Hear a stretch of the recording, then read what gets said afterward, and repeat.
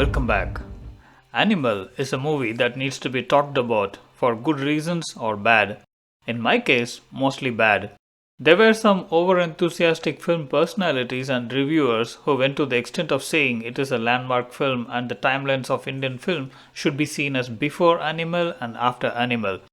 I thought it is important that I record my views on this film and let the viewers be the best judge.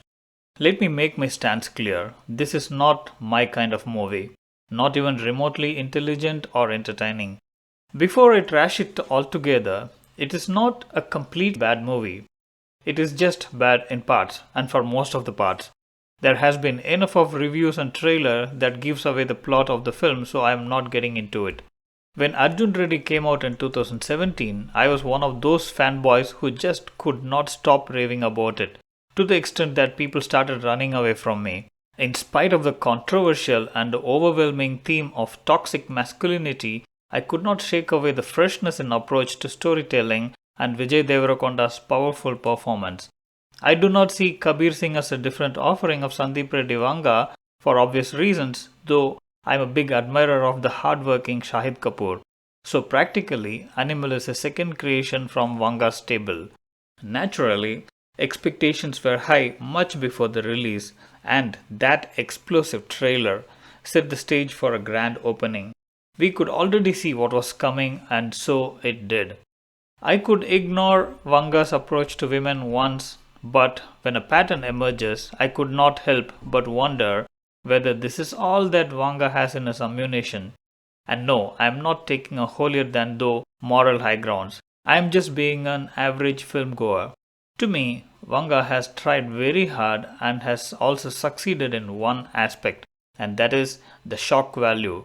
Every scene, every line is intentionally created with the purpose of evoking this response from the viewer. What a brave attempt, what a bold line, what a daring director. And that shock value is what makes the film spoken about at such length. And I'm sure Vanga's next offering will not deviate from the formula.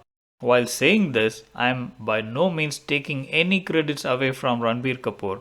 Let me make it clear, without Ranbir, Animal would be a non-starter.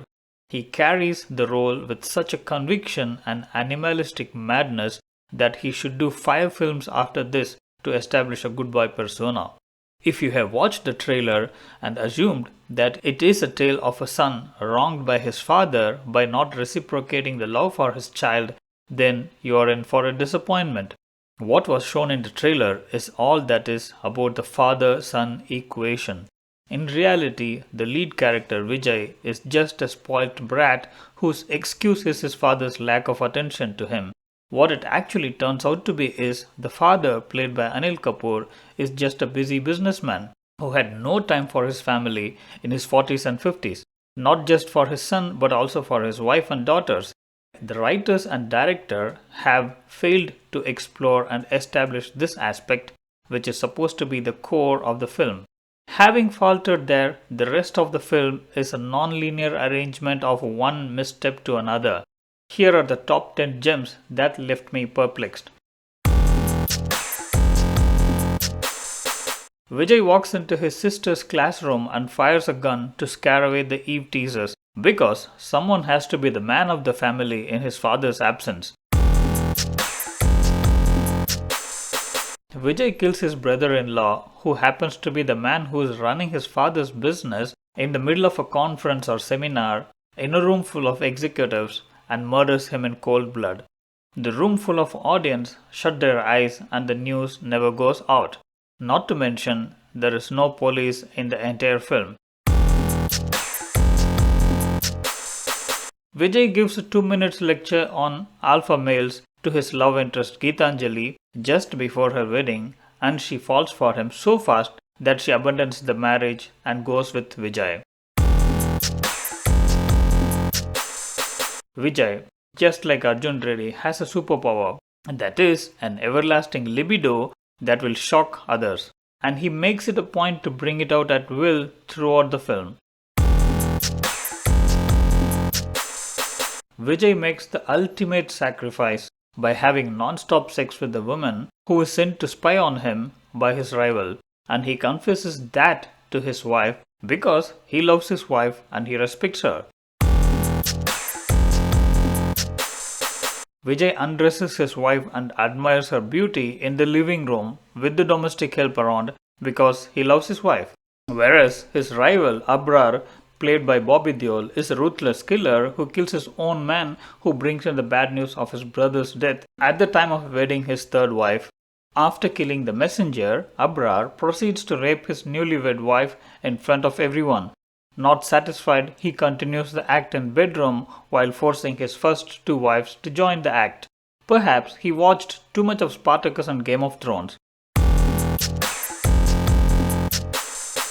Vijay, India's richest businessman's son, drinks Gaumutra to purify his soul and to cure his body. I have no problems with that. Do you? When the rival gang comes to kill Vijay in hordes, Vijay is not wearing an underwear, so he asks his arm dealer to lend his underwear. This is supposed to be funny, according to Vanga. They should have at least tried giving out the laugh out loud effect from sitcoms to prompt us to laugh. Vijay takes on the horde of goons single-handedly with an axe and then with what seems to be a golf cart mounted with shiny ammunition that is made in India. The dealer claims Atmanirbhar Bharat.